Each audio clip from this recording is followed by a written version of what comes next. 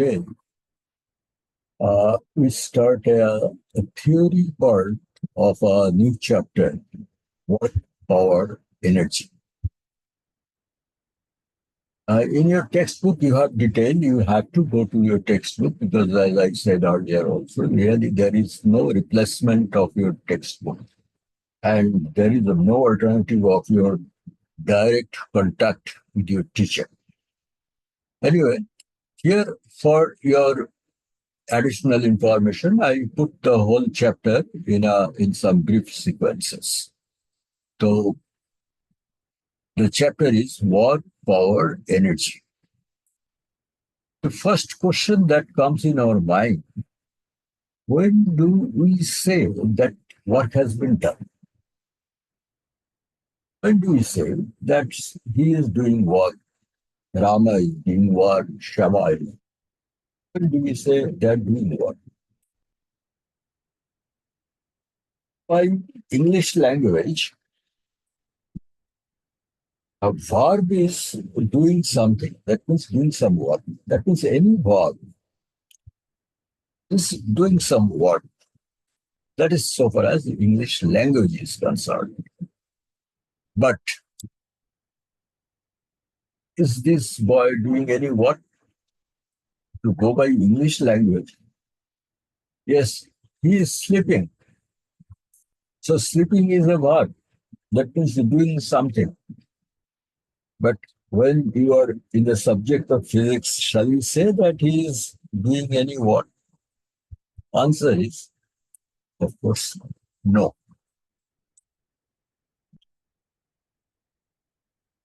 So just sleeping, lying, sitting, this is not doing any work.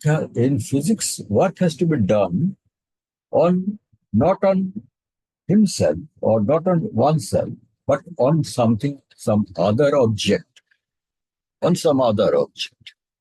Right? Now, this boy doing any work, he pushes a box. That means this boy, he applies some force on a box and he pushes it. Is he doing some work or has he done some work?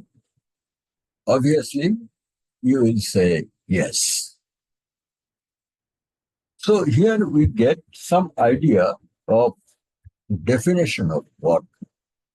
Definition of work. Work is done when a force is applied on a body, causing displacement. This is when we shall say that work has been done. So we know what is work, or when shall we say work has been done. But the moment we know work has been done, other questions come up. To apply a force but cannot cause any displacement, then what done is zero. Let us suppose you try to push a huge block of stone, or you keep on pushing a wall and cannot cause any displacement. Shall we say you have done a what? You will get tired, you will lose energy, but we will not say that you have done any work. You have given an effort, but you have not done any work. In a light-hearted way, it's like that if you work very hard on physics whole year, but in the examination you fail, then what your father will say? Your father will say, yes, you have given a lot of effort, but work done is zero. So unless there is a resulting displacement on our body on which the force has been applied, we do not say what has been done. Once you agree to this, next question comes, how shall we measure the amount of work? Who has done more, who has done less? How shall we measure? In science, particularly in physics, Always, this is the sequence. You first identify something, you first define something, and then immediate next question comes how you measure it. Unless it is a measurable quantity, that problem. You have to either there should be already a measurement method existing, or you have to yourself invent a measuring method. So let us say nobody knows how to measure work. It is left to you how to measure work. Now, you will come to this kind of a problem very often in your physics, in your subject of physics. You have to find out how to measure it. In order to find out how to measure it, you have to observe that what are the possible causes of this particular physical parameter. Now, this particular physical parameter is work, or work done. You have to observe this amount of work done is related to what? This is the next step. Say Rama, this man is Rama. Say Rama pushes a box for 1 meter, right? And next experiment, or here we have seen, or say Rama pushes a box for 3 meters more distance. So we have made 2 experiments. After this experiment, you ask yourself, when more work has been done? Obviously, when he pushed it more distance, he will get more tired. So obviously, when more work was done, when displacement is more. Very clear. So work done is proportional to displacement in the direction of the force.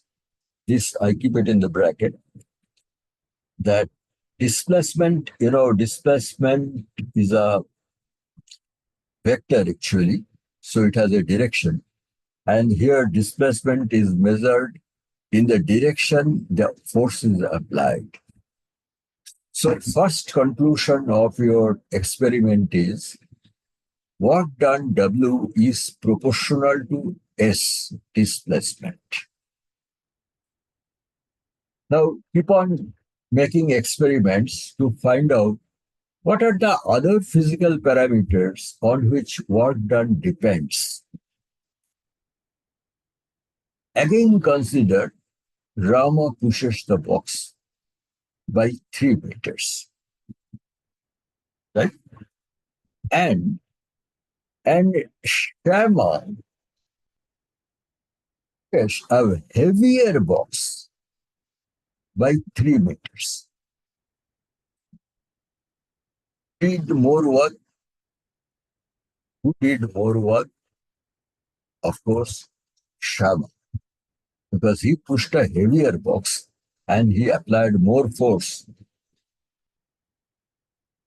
So what is the conclusion of this experiment? That work done is also proportional to the force applied. Now you can keep on doing similar experiments to find out what are the physical parameters of the work done. For example, suppose you change the color of the box. Will work done depend on the color of the box? Answer is no. Suppose you change the dress code or uniform of Rama or Shama.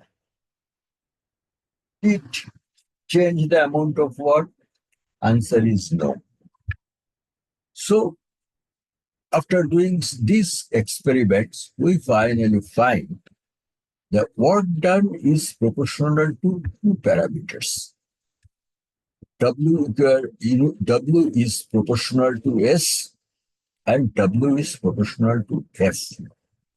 Now you have done your mathematics, basic mathematics, that you have two proportional equations and left hand side is same. You can always write W equal to F into S.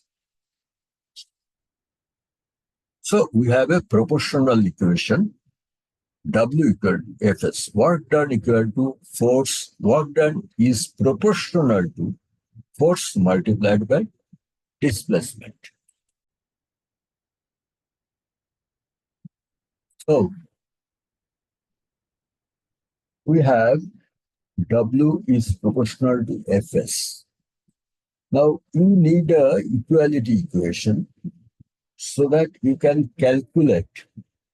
If you have force and displacement given, you can calculate the exact amount of work done W, because proportionality equation will not give you that benefit.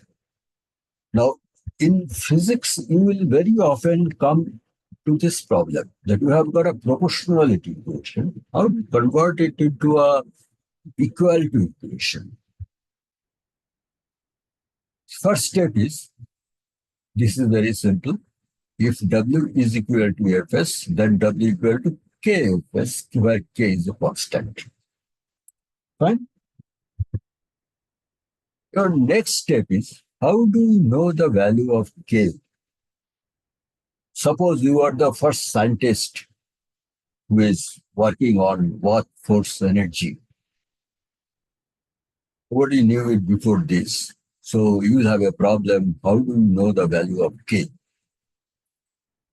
And I assure you, you will come to this problem very often, almost in every chapter of physics.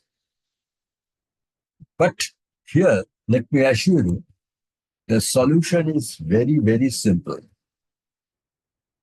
What you have to do? You have to just define the unit of W, left-hand side, unit of work. How do you define? Also very easy. You define that, let's say, 1 unit of force, that means this force, 1 unit of force causes 1 unit of displacement, S is also 1. And you define, in that case, the W will be 1 unit. That means you define yourself. Nobody did it before you. That if 1 kg of force is applied on a body, and I'm sorry, it's not kg, it should be Newton, 1 N, but I cannot correct it here right now. You consider 1 unit of force is 1 Newton, causes 1 meter of displacement on a body. You define that then the work done by Rama or Shama will be 1 unit of work. If you do that, then on the left-hand side, W equal to 1, then K is K, F is equal to 1, S is equal to 1, then simply K becomes 1. This is so simple. But what is not simple, that you have to make all your friends and other scientists agree to your definition that 1 unit of work is done when 1 unit of force is applied and the displacement is 1 meter. Many of your friends will disagree, but somehow if you can make them agree, then the equation becomes simple. W equal to Fs. So work done is equal to force in Newton multiplied by S in meter. So unit of work done is Newton meter. But intelligent people, they give a name to this unit. They do not say Newton meter. They give a name. But as you know, Whenever you want to give a name which is catchy and everybody likes it, normally you find out some great person, some great name, and you use the same name, and then everybody starts liking it. Yes, it's very good. There was a great scientist, James Prescott Joule, was born in 1888. That means more than 200 years ago from today. And he was a great scientist who worked on various theories of mechanical energy. And we take his name, Joule, and we name the work unit as Joule. And once you have taken a great name, to give a name to your unit of work, then everybody starts liking it. And when the whole world starts liking it, then your formula is established. And your formula is W equal to Fs. So when 1 Newton of force acting on 1 kg mass creates 1 meter displacement in the direction of the force, the work done is 1 joule. This is the basic equation of work. Okay.